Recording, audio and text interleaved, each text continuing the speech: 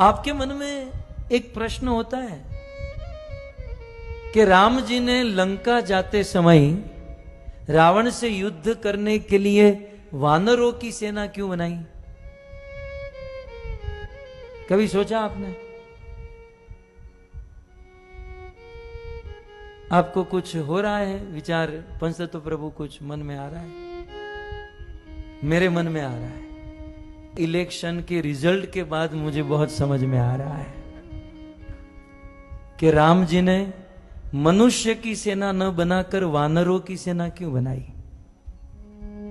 4 जून के रिजल्ट के बाद इतना समझ में आया कि राम जी ने अच्छा हुआ वानर की सेना बनाई, अच्छे से राम जी के साथ रहे, रावण के साथ युद्ध किए, विजय प्राप्त हुई।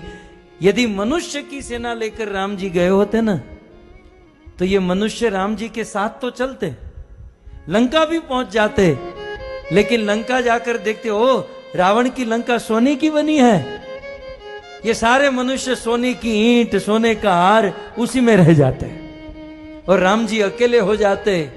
यही बात नरेंद्र मोदी जी के साथ कल हुई है। सस्ता राशन चाहिए, सस्ता गेहूं चाहिए, सस्ता चावल चाहिए, उस थोड़े बहुत धन रुपये के प्रलोभन में एक साधु का साथ छोड़ दिया भारत के लोगों ने।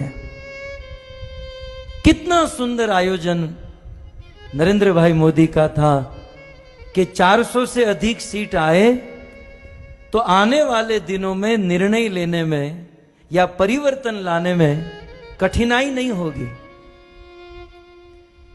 लेकिन हमारे अपने ही सनातन धर्मी हिंदू भाइयों ने, बड़े दुख का विषय है, मुस्लिम भाइयों ने 90% वोट किया और ये कहलाने वाले सनातन हिंदू धर्मी ने केवल 50-55% वोट किया।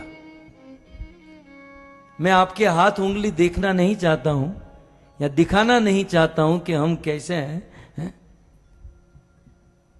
लेकिन बड़ा दुख होता है कि हरि का एक लाल है।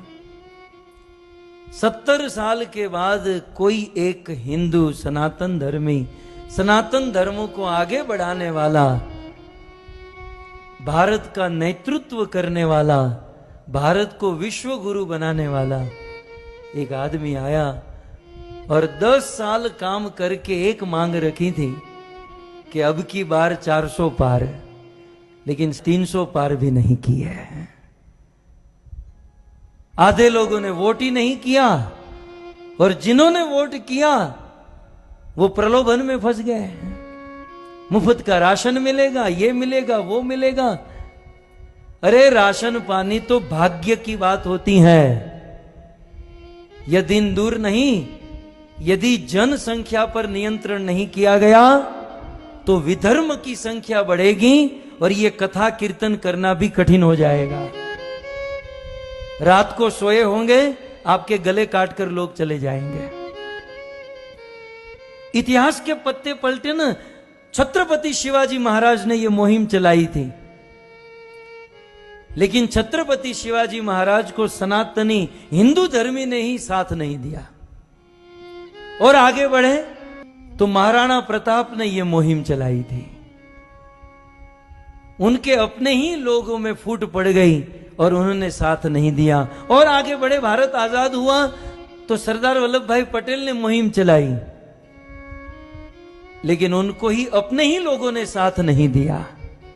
और आजादी के 70 साल के बाद एक आदमी 10 साल के अगाह परिश्रम के बाद 400 पार जाना चाहता था, लेकिन हमारे अपने हिंदू सनातन धर्मी ने ही उनका साथ नहीं दिया। मैं तो मोदी जी को यदि मेरी आवाज पहुंचे तो यही सलाह दूंगा, भाई आप 70 साल के हुए हो, खा पीकर मौज करो, ये किसी के नहीं होने वाला है।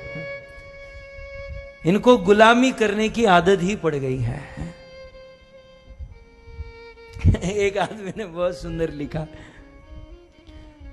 कि ऐसा लग रहा था कि हिंदू जागा है। ऐसा लग रहा था पिछले 10 सालों में कि हिंदू जागा है, लेकिन कल समझ में आया जागा था बाथरूम करने के लिए, फिर सो गया।